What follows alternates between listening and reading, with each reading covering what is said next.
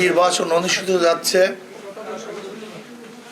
আমি সবার কাছে অনুরোধ করব যেন এই নির্বাচন সুষ্ঠু হয়, সুন্দর হয়। প্রশাসন অনুরোধ করব, দীর্ঘদিন পর্যন্ত মানুষ ভোট অধিকার প্রয়োগ করতে পারে নাই। মানুষ অনেক আশা এবং আকাঙ্ক্ষা নিয়ে আছে আগামীকাল ভোট অধিকার প্রয়োগ করার জন্য। নেতা কর্মীরা বহুত কষ্ট করেছেন, ক্লেশ করেছেন, করতেছেন। আমরা প্রশাসনকে বলবো তারা যেন লেভেল প্লেইং ফিল্ড রেখে সুন্দর একটা নির্বাচন উপহার দেন, যে নির্বাচনে সমস্ত মানুষ তাদের ভোট অধিকার প্রয়োগ করতে পারবে নির্ভয়ে, যেখানে ভয় ভীতি বলতে কিছু থাকবে না, হুমকি দুমকি থাকবে না, এবং প্রশাসন কাউকে অহেতুক হয়রানি করবে না, অ্যারেস্ট করবে না।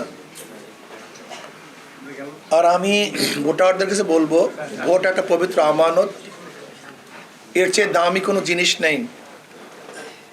এই ভোটের মাধ্যমে ভালো কিছু হতে পারে, খারাপও কিছু হতে পারে।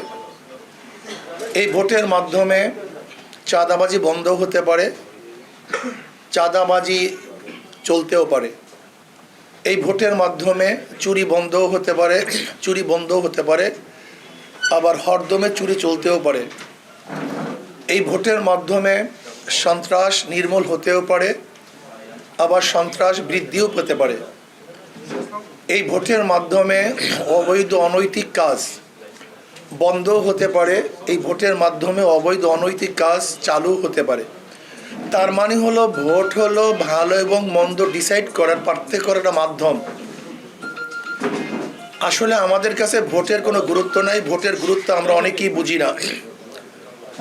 এর জন্য আমি মনে করব, যেই ব্যক্তিকে, যেই সংগঠনকে, যেই আদর্শকে ভোট দিলে মানুষ ভালো থাকবে, নিরাপত্তায় থাকবে,